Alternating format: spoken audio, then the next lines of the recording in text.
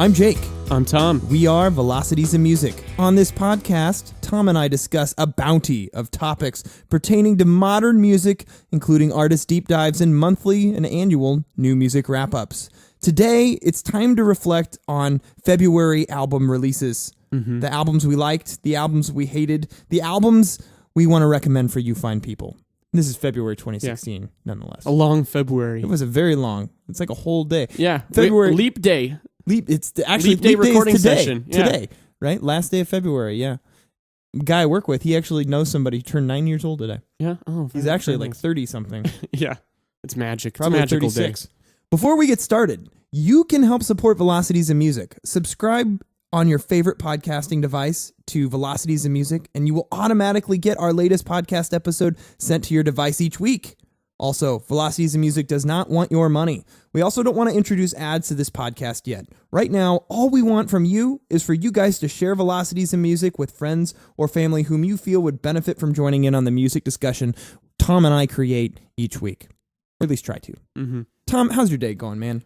It's going okay. You know, this is a nighttime recording session. I don't know if we've done this yet. We usually do weekend mornings. It's like and Sunday now we've morning. Got Monday, and it's what, like 8:30 p.m.? Yeah, this is like, you know, the Sunday morning, you know, I drink some coffee, drive 20 miles to Tom's house in Boone, Iowa. You know, it's a church that fits my needs, right? and I love that. And I love that routine. So like having like, you know, it's 8:30 p.m. You know, I went to work all day today. It was a crazy day. Went home, saw my kid, played with him all night, and I'm exhausted. And now I'm here, and I want to talk about music. We should have gotten, like, put some pajamas on, you know, get in the mood. Yeah, nighttime recording in PJs. There you go, yeah. PJs. Could we wear footies? Would you wear footies with me? Yeah, I have a pair of footies. You have a pair of footies? Yeah, I do. Oh, man. Why have you been holding out on me this whole time? I don't know. What's wrong with you? I don't know what holding out on you means in that context. How would I include you in that? Do they make Siamese twin footy pajamas? It would be my Siamese dream, Jake.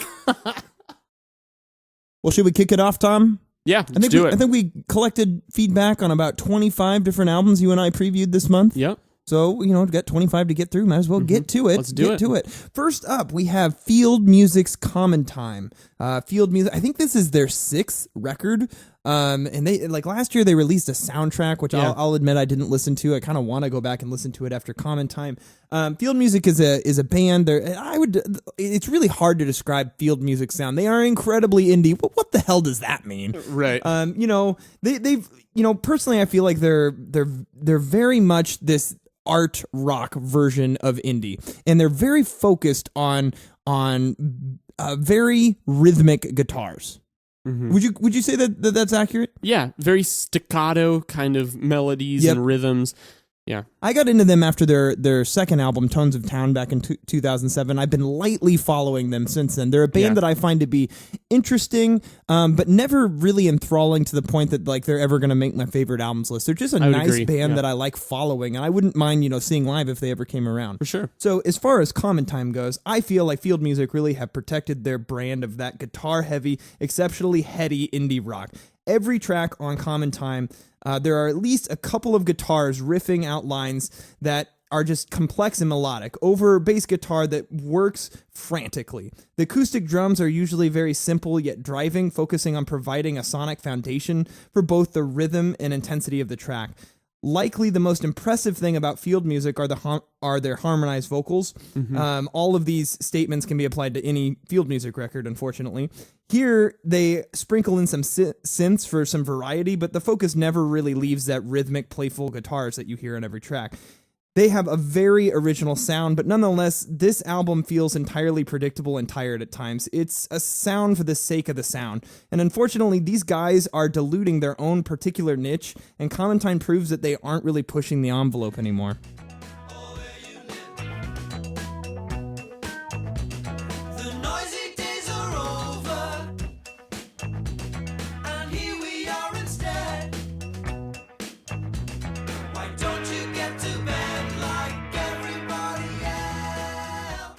Next, we have Peter Astor's new album, Spilt Milk. This is indie British singer-songwriter kind of rock. This has a lot of charm to it and an appeal in the songwriting and general presentation. It's a very warm and almost kind of comforting album to listen to. But overall, I didn't actually get a lot of conviction in the performance, and it kind of came off sounding bland to me. It's one that I didn't hate, but once I got through it, I was just kind of and it didn't really make me want to listen again. Yeah, it reminded me a lot of Yolo Tango, just without a lot of the convicting performances that were lacking, as you mentioned. There's really nothing special here. It was a little bit too safe. Rebel in his bed, sit crying. Tony Hancock's not having fun, but I don't care 'cause I'm Groucho in the club of one. Next up, we have the second album from New York-based, I would say indie rock, but they're just rock artists, DIIV. Their album is called Isar, which is really hard to say. Because it makes no sense. And it makes no sense, but it's really easy to read. Like, I've been reading it for, a month now. Yeah, is the Isar. Yeah, okay. Is the Isar. Yeah, that's just, it just comes off the tongue so easily. Yeah, it makes sense. At least that wasn't King Gizzard and the Lizard Wizard's last album. I had to practice saying that before we recorded that. Anyways, so Tom, I was just asking you, like, how would you classify this? Because it's guitar, lots of guitars, and it's an indie sound, so it's like an indie guitar-based rock album. Yeah. Ooh, that sounds familiar. This has a bit of shoegaze to it. Yeah, but very dreamy quality. Yeah, absolutely. Dreamy is a great adjective. Overall, I really like what these guys bring to the table aesthetically. The sound isn't overly original, though. It's risen from the depths of post-punk and embodied a Cure-esque sheen to create, to create a reverbed out atmosphere that feels dreamy and a little druggy at times. To me, this has been done very, very frequently throughout the past, 5-10 years. And then, obviously, for decades before that. What DIIV do really well, though, is adding loads of melody through the lead guitar, which is stupendous on almost every track on this record. The great guitar melody is coupled with well-executed and well-planned approach to their atmospheric sound really creates the nice balance that I dig. I think this album would be even better if these guys had one or two really powerful standout tracks. Right now, they all just kind of wash together. Yeah, I agree. I wasn't as huge on this one, mostly because the album's kind of long, and I just didn't get the varied intensity that I want. I know that this style can accommodate it, and I know that they can really get up to 10 with the intensity, but they just didn't really get there, and when you stretch that out over a longer than average album, it got a little wearing to me.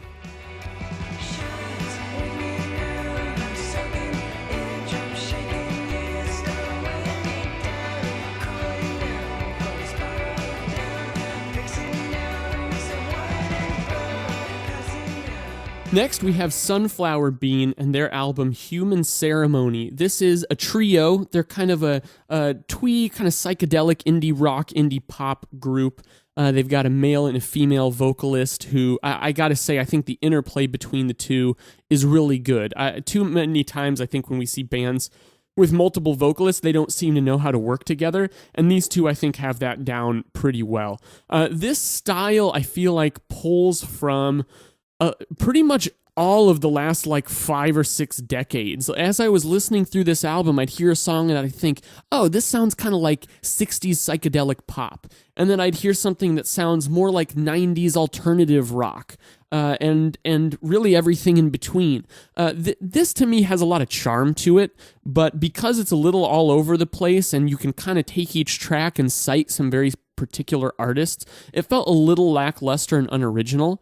But this is also a new band. I think that they have a lot of potential. I just think they need to push their sound and their performance a little bit. Needy, I can't believe you aren't screaming about the production on this one. This is produced as if the band is playing inside of a blanket fort, inside of an igloo, inside of an airplane hangar.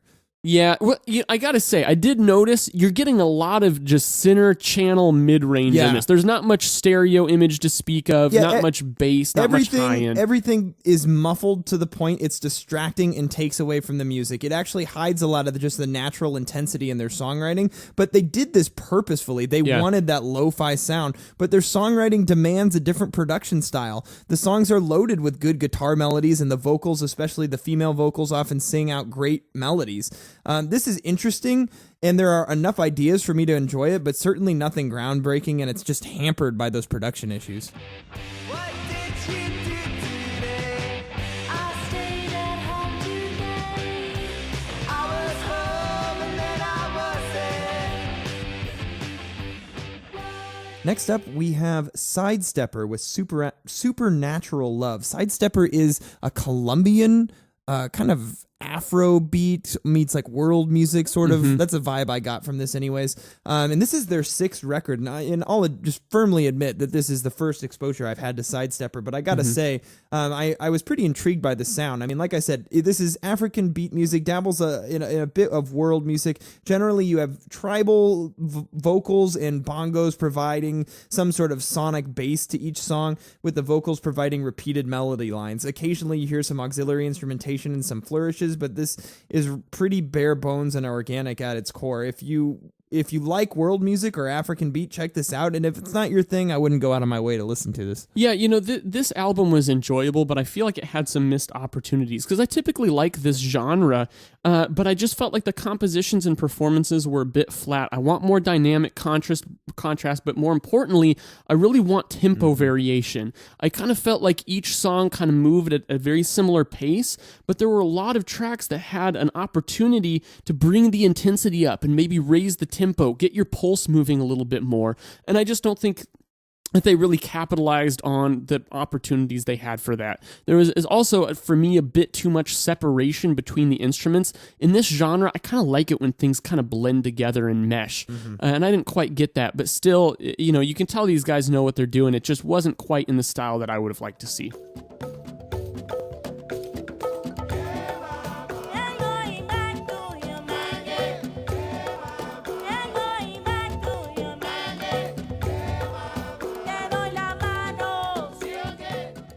Next up, we have Junior Boys with Big Black Coat.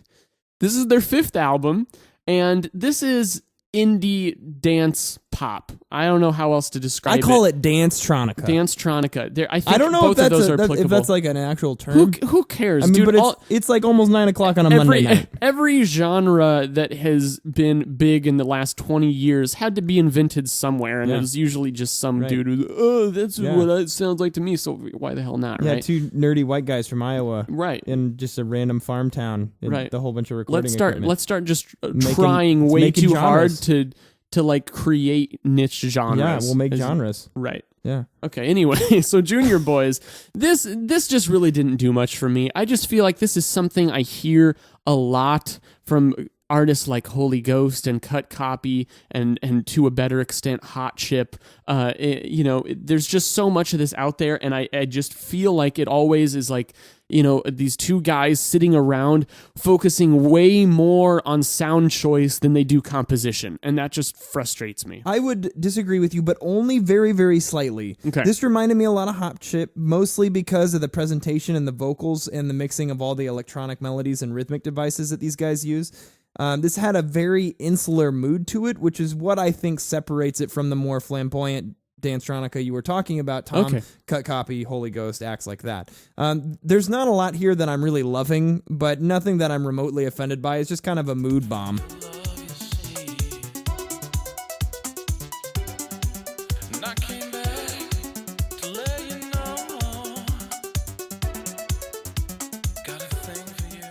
Next up, we have The Gamble from an electronic artist from Germany called Nonkeen.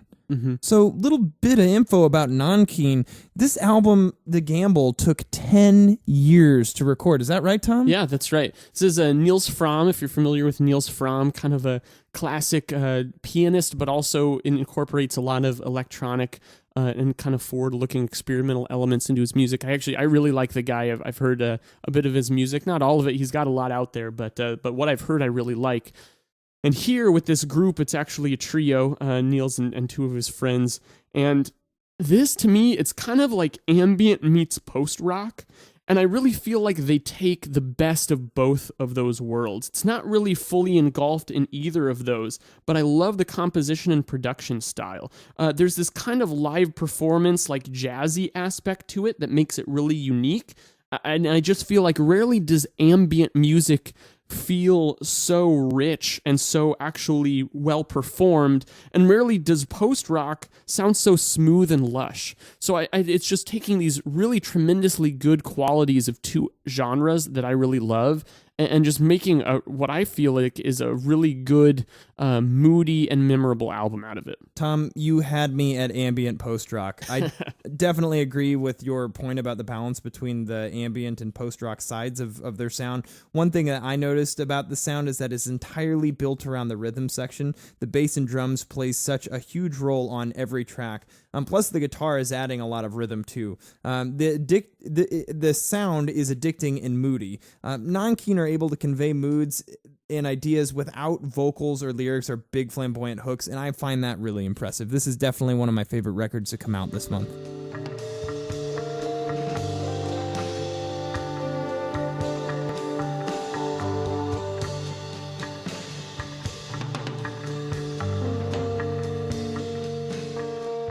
After Nonkeen, we have the newest album from music legend Elton John. Sir Elton John. Sir Elton Sir John. Elton. I gotta give some respect. The album's called Wonderful Crazy Night, and I think the best way to start this off is by saying that this album is neither wonderful nor crazy. If you look at the album cover, you pretty much know what you're getting into, because Yeah. he's standing in front of just like some like really brightly colored paint on like a wall or something, Yeah. and he's like looks Goofy really smile, excited, yeah. like he's about to tell a really shitty joke.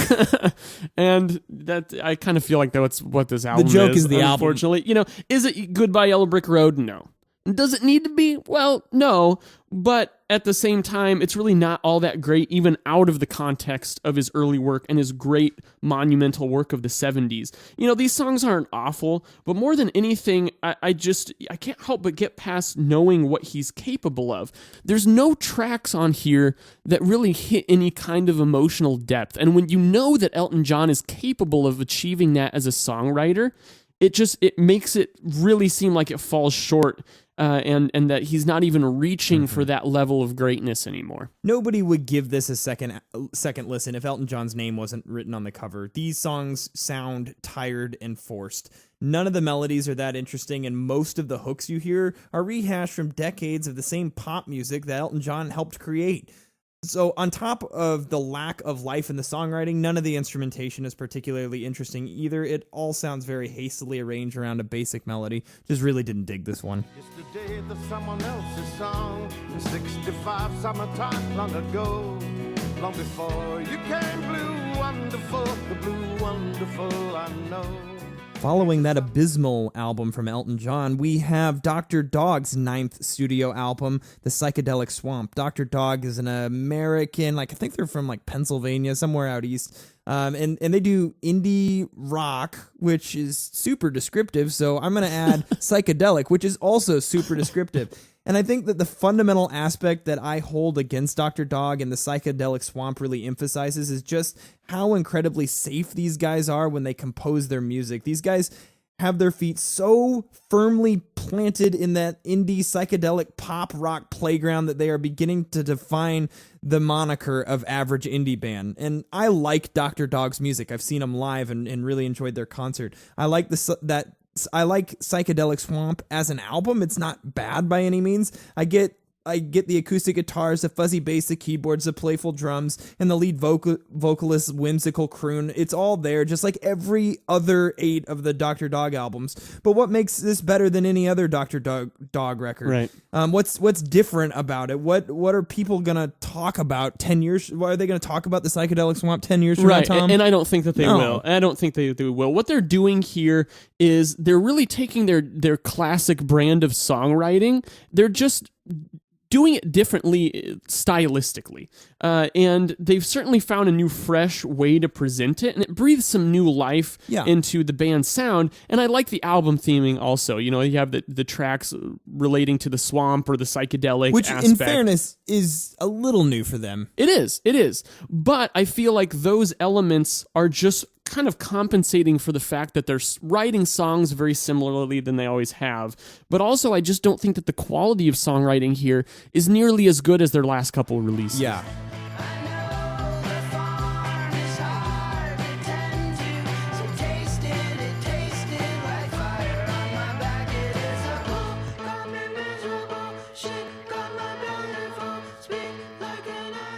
Next, we have an album from hip-hop artist, I put that word in heavy quotes, Future, and this album's called EVOL.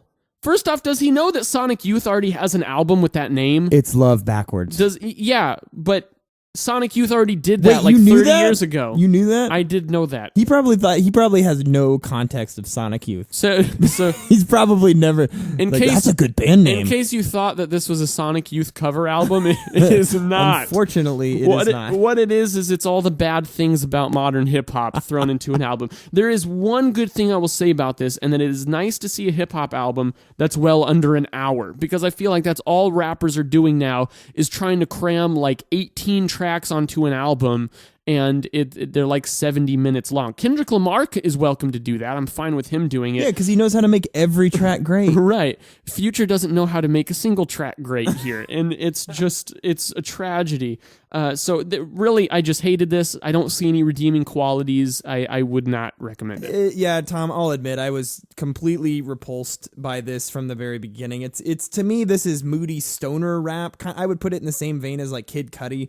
The sound consists of generic drum machine beats and just like minimalistic bass loops, processed auto-tuned vocals. I mean, like those things just right in a row are just three things I hate about modern hip hop, and any artist that just uses those, really cliche modern techniques, I don't have a lot of respect for it. The lyrics on this album aren't great either, and just overall the sound isn't original. It's just not very good.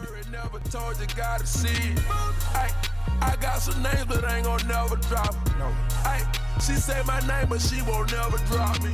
You want an R&B chick, shout it ain't nothing. Next up, we have The Black Queen with their first album, Fever Daydream. The Black Queen, Wikipedia says these guys are mostly electronic, which whatever that means, mostly electronic. That's the new genre we're going to make up. It's another new genre we're making up. Wikipedia gets the credit for making up mostly electronic. So a guy from Dillinger Escape Plan and his buddies, they got together and started working on this project, and it became The Black Queen. And it's essentially, I would say it's a very, very much Depeche Mode influenced electronic project. I mean, obviously these guys are pulling a ton from artists like Depeche Mode and The Cure. There's a lot of like industrial undertones, but it's overwhelmingly dark, moody, and very crafted electronic music. And I will say this, thanks to Velocities in music, I've had the pleasure of listening to a lot of shitty electronic and dance music over the years, and I'd like to think I've become decent at separating the good from the bad, and mostly it's bad. This album is not bad. In fact, I actually think it's pretty good. To me, it seems like the Black Queen wanted to take this sound that everyone knows and has been doing to death for some time now, and do something really creative, craftful, and fresh with it. Even the drum machine is distorted and stretched out and original sounding on a lot of these tracks. The vocals on Fever Daydream provide a lot of good melody, and the harmonies add a nice aesthetic that complements the music. I genuinely want to continue listening to this when it's on, and considering the genre, that's pretty incredible, because I'll just admit, this isn't a genre that typically lights me up, but this album did, I would say. I think that these tracks, I think that that's mostly because I hear a ton of melody in each of these tracks, but it's not that in-your-face hook-based melody. It's this subtle and infused melody that like Depeche Mode really mastered back in the late 80s. Yeah, and this album I know you like a little bit more than I do, Jake, but I still actually ended up liking it a decent amount, and the things that really I thought separated it was, as you mentioned, that very gothic appeal that they're going for. I love that dark tone that they're achieving. That also with the fact that Greg's vocals are just very personal. You can tell these songs mean a lot to him, and also you can tell that these sounds were crafted and created very specifically. This is a genre that it's incredibly easy to take the easy way out. Take the preset synths on your keyboard and throw together some melodies and some cheap beats. And the problem with that is that the average listener, for some reason in 2016, seems to be okay with that, because I still feel like there's a lot of stuff getting released that falls under that category. I feel like what these guys are doing here is trying to make a much richer and fuller experience audience than what those other artists are doing, and I think that they achieved that. Now, the writing wasn't particularly stand out to me across the whole album, but there are a number of tracks that I did cling to, and overall, I was just very impressed by the authenticity of it. So far I didn't know it was me, but now there's nothing holding me here and nowhere else that I'd rather go. And now it is time for Tom Hummer, Iowa native, to absolutely butcher the name of this next artist and album, Stick to what you're good at, buddy. which is... Butchering names of artists. Well, I won't let you down there. Thanks. This is Rokia Traore, Traore, and the album is called Neso, I think. Niso. What about Ni? Niso. I don't know. It's so neat. I think if you somehow put together like the best of what I just said, you might get something that's close to how this is actually supposed to be pronounced. I do apologize for this. I put this entirely on myself. Anyway, this is bluesy and kind of soulful world pop. I don't know if world pop is a genre. I'll take credit for that if it's not already, but I feel like that's the best way to describe it. This is a female vocalist, and she has a really smooth voice. This is a smooth album with a lot of precision in the performance, and while the vocals are often the focus, don't let that fool you. Pay attention to the instrumentals, because some of the things that they're doing rhythmically on the percussion and bass side of things with those guitar accents, I think is actually really cool. So it's not all about the vocals, but the vocals are really well done as well. This didn't really grip me all that much, but I did find it enjoyable, and once again, just the performances themselves were very admirable.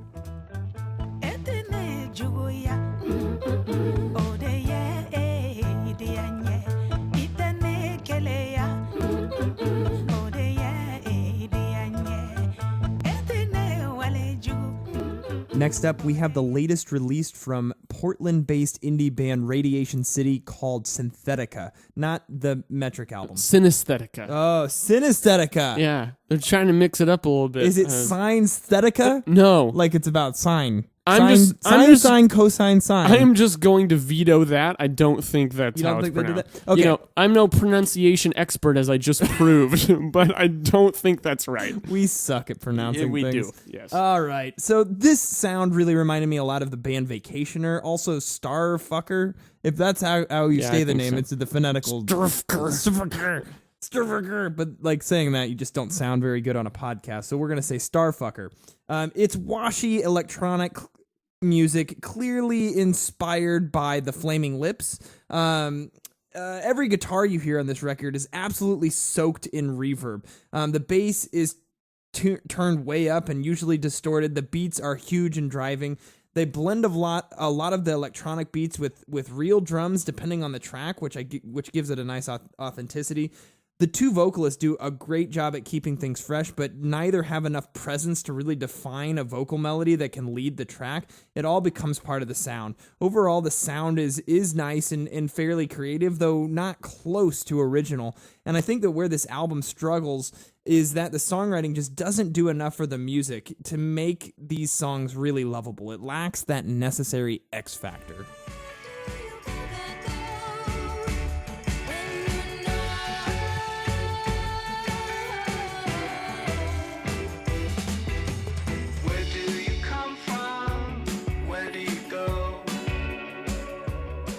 Next up, we have an album by a band called Pinegrove, and the album is called Cardinal. This is really indie rock with kind of a dash of alt country. It's singer-songwriter kind of presentation with very intimate vocals. Reminds me of kind of a full band sounding Sun Kil Moon. Also maybe some early Death Cab, a little bit of Clem Snide, if that's giving you kind of a taste for what this is like. It's a taste I like, my friend. Right. Lots of crunchy kind of electric guitars that give a little bit of a grungy feel. Stop it from being too pretty. And the vocalist has a really unique voice. The vocalist, for me, is really what makes the album. The quality of his voice is extremely authentic, but beyond that, he knows how to use it and performs well. It makes it fit with the style of the music. The only complaint I really have about this is that it's just a little too short. It doesn't quite feel like a complete statement in terms of writing, but stylistically, I love what these guys are trying to accomplish. Say what it is. It's so impossible. But if I just say what it is, it tends to something that... Following Pinegrove, we have the latest release from artist Yoko Ono. Who's that? Her latest album is called Yes, I'm a Witch Too. I'm glad she admits it. In full disclosure, before I go off on a rant here, I'm really jaded because this bitch tore the Beatles apart.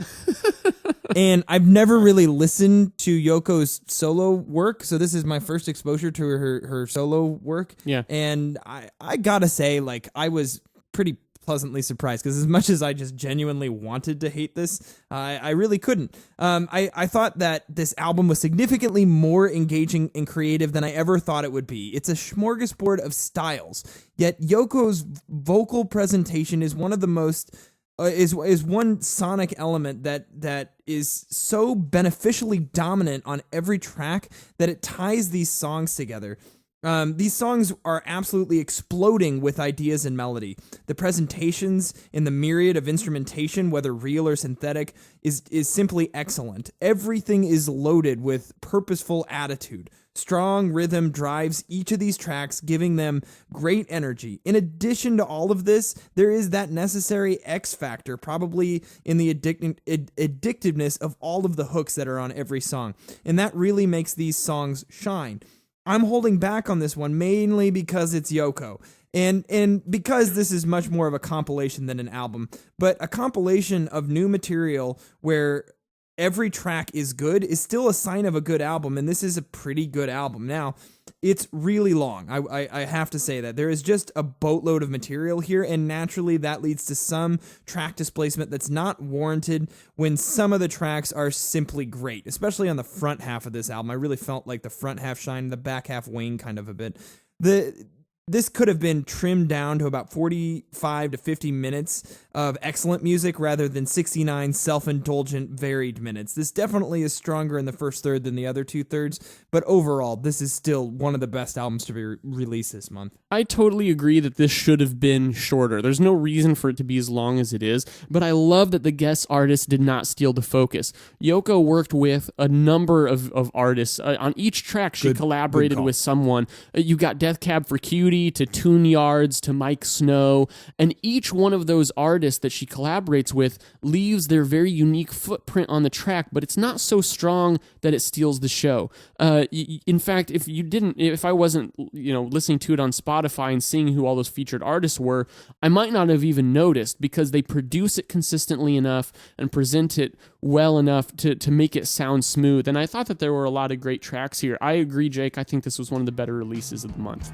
Making the tea and watching the sea. There's no waves. Oh, then I guess it must be alright.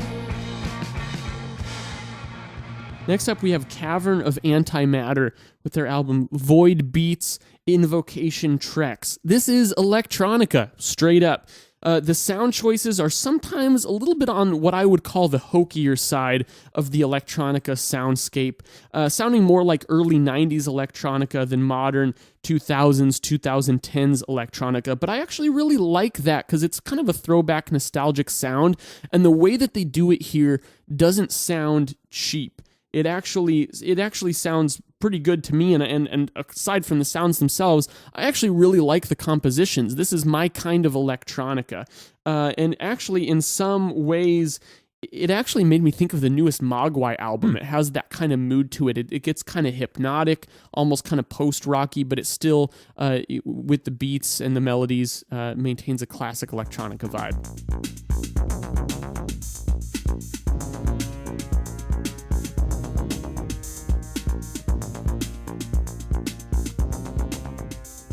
Next up, we have the 10th studio album release from indie psychedelic band Animal Collective. This album is called Painting With. In 2012, I think it was 2012, they came out with Centipede Hurts.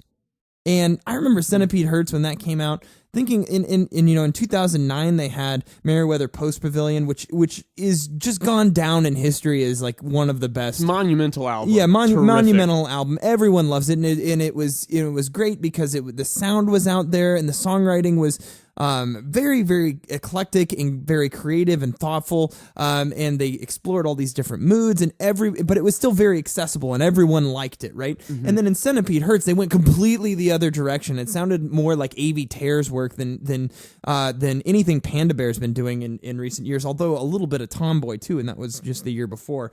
So from that juxtaposition, you have the band now 4 years later coming out with Painting With. And this overall in quality, I definitely like it more than Centipede Hurts, but this is definitely way more poppy than anything I've ever heard Animal Collective do. Saying that, that's the only album I can really compare it to with that statement is Merriweather Post Pavilion, which had a number of pop hooks in it. But I do feel like this is more poppy than that by far. But is this that corporate pop style that the radio is drowning in? Of course not. This is still one of the most original sounds in music right now. The songwriting is certainly relying more on a singular, repeated idea and ideas over and over again to convey that idea. And then the primary focus is on the electronic melodies and beats, while the vocals are very dominant on top. I'm not thrilled with the overall composition of this record, and it's like not overwhelmingly good like I've experienced on previous Animal Collective releases, but it's not an utter disappointment to me. I just think it's a good record, a good release. Yeah, I agree that it's not a pop album. It's poppier, but it's not pop. It's not taking them into that territory. But man, I think I was a little more disappointed in this one than you were. There's just nothing keeping me with this. I do think that Panda Bear and A.V. Tear's vocal interplay is still top notch. They're still doing the same things with melody and harmony that I would expect, but this just felt very bland and uninspired to me. There really wasn't much of that punch or much of that attitude that is really what gets me going about Animal Collective.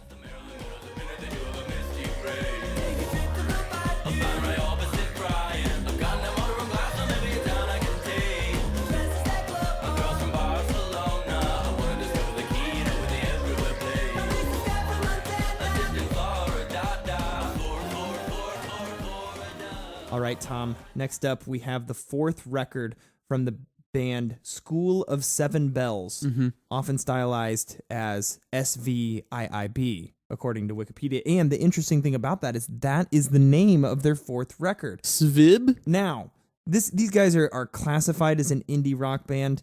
I will say this. I think before you go into talking about this record, you have to talk about who these guys are, and calling them a band anymore isn't really fair.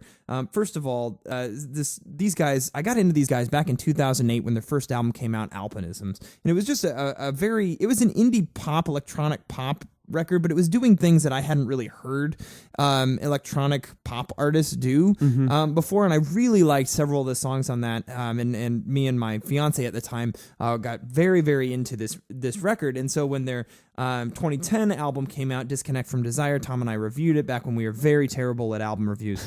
And then Ghost Street came out in 2012, and I'm less familiar with that one. So it's been 4 years. Why has it been 4 years? Well, one of the founding members, Benjamin Curtis, who was, he was mainly guitar, synthesizers, vocals. Benjamin Curtis was from the band School of Seven Bells. He actually passed away in 2013 from lymphoma. And in 2010, after Disconnect from Desire, one of the other members left. So the only member that you have left is a lady named Alejandra. And so this is really just a single act right now. Now, that being said, when you listen to their fourth record, School of Seven Bells, so kind of self-titled, you still get, it's a very School of Seven Bells sound. I honestly found myself thinking that it's just pretty typical School of Seven Bells. Yeah. You have the driving beat, wall of layered, beautiful sounding aesthetic synths, and those really addictive candy hook female-based vocals. The songwriting is a little stronger on this record, simply because I feel like the hooks were just way more effective and impactful. And personally, I would like to see these guys push their sound forward more. However, I think this is a pretty solid record, considering, especially when you consider the change in lineup that the band went through. Yeah, I was impressed by this one. The thing that I really like about it is, to me, it feels closer to 80s alternative stuff like Cocteau Twins or in My Bloody Valentine, kind of like dream pop, than a lot of the bland kind of soullessness that you hear in a lot of this kind of genre today. I'm feeling the sun come through, stealing the starry sky, revealing the magic show to me tonight. Next up, we have the new album from musical legend Bonnie Raitt, Dig In Deep. Bonnie Raitt is an artist that maybe some of you will be surprised to hear I actually really like.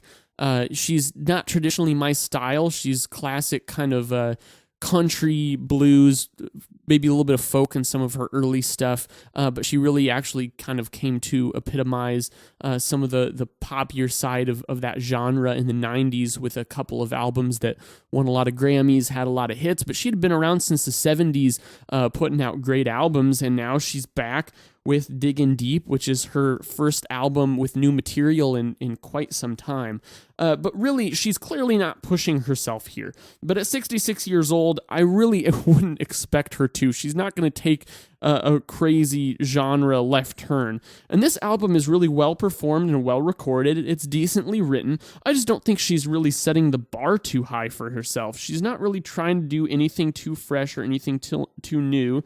But I think that the energy is still there. She still has that energy within the music. I just don't feel like the writing is all the way there. Yeah, I'm just a hello, goodbye, honey. It's been good and I must be going restless. I guess when I'm in one place for too long, I don't. Next up, we have an album called Meet the Humans from Steve Mason. Steve Mason is one of the founding members of the Beta Band, the Beta Band being... Tom, would you describe them as like folktronica? I actually think that's a pretty good way to describe that. You know, it seems like there was a gap because that genre, that moniker, has really become popular in the last 5 years in the indie scene, but the Beta Band dates back to the late 90s. They're like one of the founding members of founding, artists in that genre. Right. So, this Meet the Humans is Steve Mason's third studio record, and really I thought that this did sound like what I've heard of the Beta Band, and, all I have to say, very strong songwriting. You have these big dynamic climaxes with lots of percussion and horns, and it's a very grand sweeping sound, and the more I listen to it, the more I like it.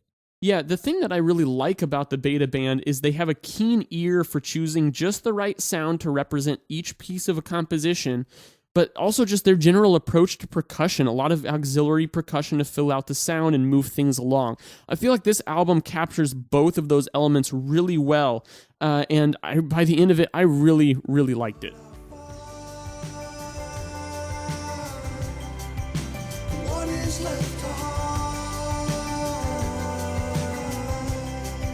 The love we have inside. Just another song. All right, Jake, we're staying in Scotland for this next one, which is Emma Pollock, In Search of Harperfield, a Scottish singer-songwriter, Emma Pollock.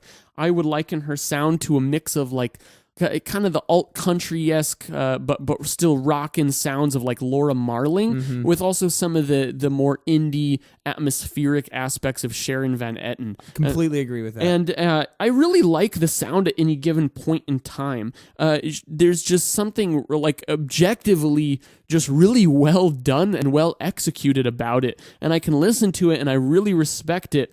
But for some reason, it just sounds a little disconnected to me across the whole album. There's nothing that really keeps me engaged. It doesn't have that X factor. I'm listening to it intently, just begging to love it.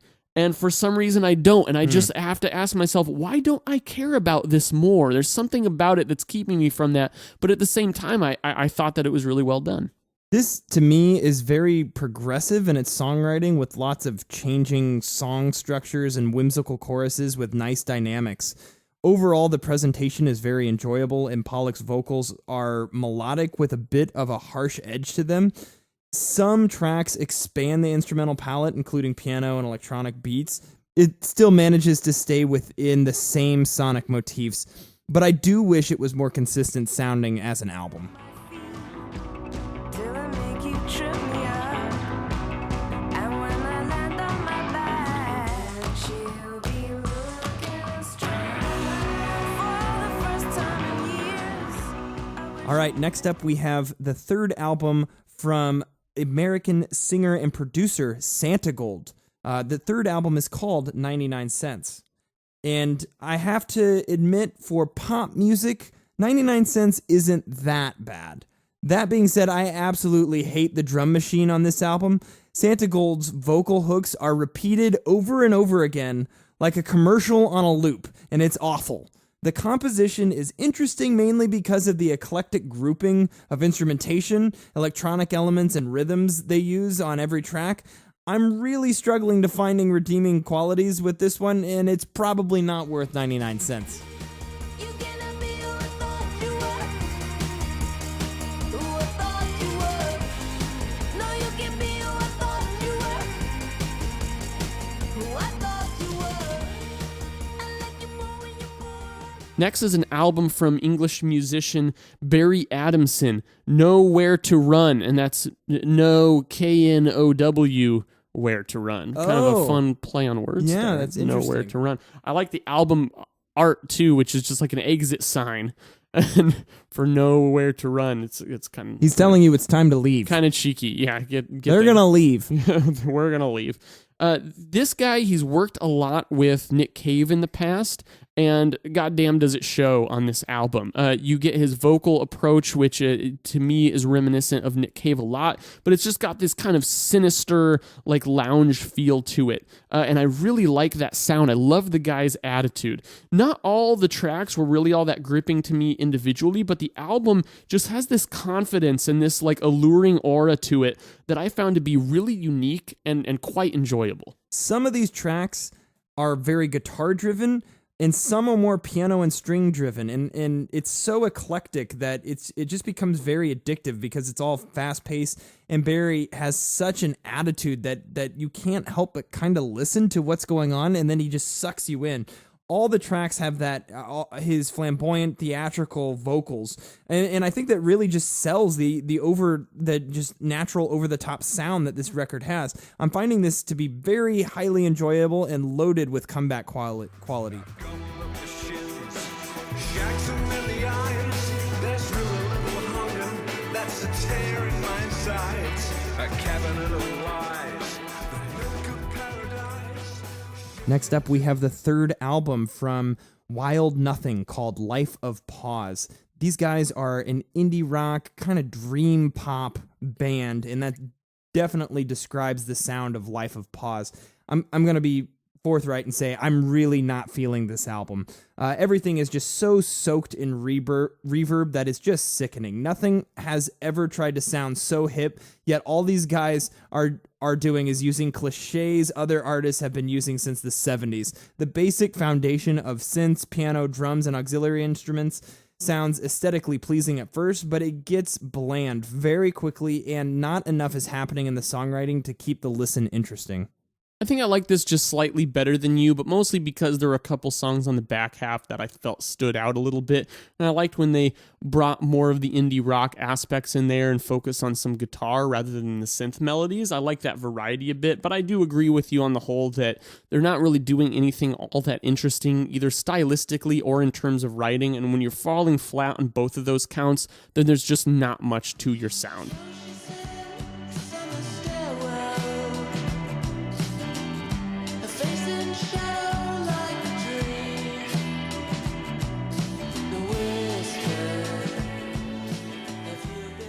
And next we have the second album from the Canadian dream pop group Memoryhouse. This album's called Soft Hate. Dream pop, kind of indie synth-driven pop. This genre, and there's like 4 artists that we actually like talked about albums from tonight, Jake, that remind me a lot of Cocteau Twins. If you've never listened to Cocteau Twins, they're a terrific 80s group. Go check them out, because to me they influence this whole breed of dream pop acts that we have now. And that's why I actually like stuff like this a little bit better than some of the electronic and synth-driven music coming out today, because I feel like it really tries to evoke a mood. I like this vocal performance. It's very low energy, but I think that the vocalist, she does a great job of packing emotion into her voice, and I especially like where there's some moments where they create a neat kind of contrast between her very sedated, kind of low-key vocals and some tension going on in the background with the instrumentals. I mean, of course, it all comes together with a good wash of reverb. Overall, I mean, this wasn't amazing, but, I think what it was lacking is some consistency in the quality of the writing. There are clear highlights to me, and then some forgettable tracks, and also just originality in the sound, but I think that what they're doing, they execute really well. Yeah, I think I like this just slightly less than you, Needy. To me, getting into this album requires at least at some level connecting with the vocals and lyrics at an emotional level. And if you were really feeling this, I could see it enhancing all of the more subtle attributes of the sound. Without that emotional connection, though, this is a little too boring. There just isn't enough going on in the songwriting to make this really interesting on its own, and that definitely happened to me.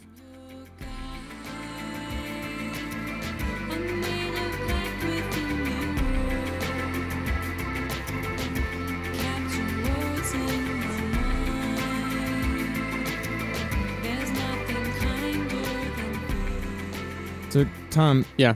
we just did 25 albums, Yeah. and this guy named Kanye West, Mm-hmm. he didn't come up once. No, you're right. He didn't. Like, He even came out with an album this month. He actually did. He Yeah. came up with an album, The Life of Pablo. The Life of Pablo. And, we really liked Yeezus. Yeah. And we really liked the album before that, My Beautiful Dark Twisted Fantasy. Mm-hmm. So we came out with The Life of Pablo, and we're not commenting on it? No, we're not. Why not? Because here's the deal. You can only listen to it if you have a Tidal account.